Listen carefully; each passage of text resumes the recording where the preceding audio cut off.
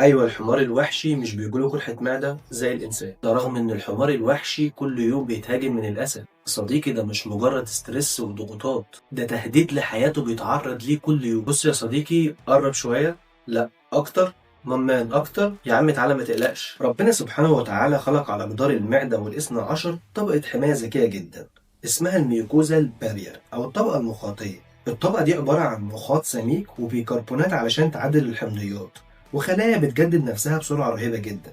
وكل ده ببساطة علشان تحمي جدار المعدة من حمض ال HCl أو حمض الهيدروكلوريك أسيد اللي فعلا يقدر يهضم أي نسيج حي.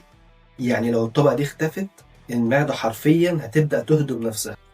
اطلع لي بقى كده. لما يحصل ستريس مزمن، وشد تحت كلمة مزمن دي بتاع 3 مليون خط، فبيحصل حاجة اسمها فازو كونستريكشن أو الأوعية الدموية بتبدأ تضيق كاستجابة للضغط النفسي، وبالتالي بيقل تدفق الدم اللي رايح للمعدة، وبالتالي هيقل إفراز المخاط اللي بيحمي جدار المعدة. ده كمان قدرته على إعادة تجديد نفسه بالسرعة الكبيرة دي بتقل، فتضعف طبقة الحماية، وحمض ال HCl ما يتوصاش، بياكل أي لحمة حرفيا، فيبدأ الجدار يتاكل وتظهر القرحة. وهنا بقى أكيد نط في دماغك سؤال وتقول يا شفيق، طب ما الحمار الوحشي بيجري وراه أسد كل يوم وده ستريس والطبيعي يحصل له قرحة.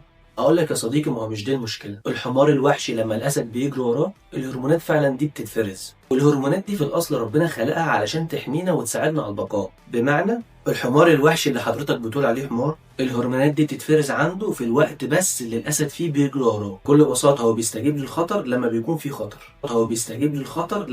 في خطر. وده كلام ودراسات عملها العالم سابولسكي، رئيس الهرمونات دي للحمار الوحشي في اوقات مختلفه، واكتشف ان الهرمونات دي بتزيد لما بيكون في خطر حقيقي، وبترجع تاني طبيعي لما الخطر ده بيروح. واللي وضحها في كتابه واي زبرا دازنت كيد ألسر. فاكر بقى لما قلت لك لما يحصل ستريس مزمن، وشلت تحت كلمه مزمن دي بتاع 3 مليون خط؟ احنا مش بنتوتر لما بيكون في خطر حقيقي، احنا بقينا نخلق الاسد جوه دماغنا اغلب الوقت، سواء في خطر او مفيش. الاسد اللي معشش في دماغنا ده بيتمثل في خوف من حاجه لسه ما حصلتش اغلب الوقت، او انك بتشوف نفسك من خلال نظره الناس ليك اغلب الوقت، او الاسد اللي عايزك مثالي طول الوقت واي غلطه بيساوي فشل كامل، او خوف قديم من رفض او فقدان لسه بيتكرر في اي علاقه جديده، او احساسك ان قيمتك مرتبطه بانجازك اغلب الوقت. بص، انا لو فضلت اعدلك على شكل الاسد اللي معشش في دماغنا مش هنخلص. انا وانت اكتر حد عارف الاسد اللي معشش في دماغه، محتاج تواجهه بشجاعه ووعي. ولو محتاج مساعده في التعامل معاه، انت تستاهل ومن حقك تطلب المساعده من حد متخصص.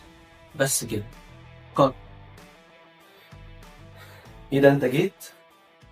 استنى، انا جاي اشكرك.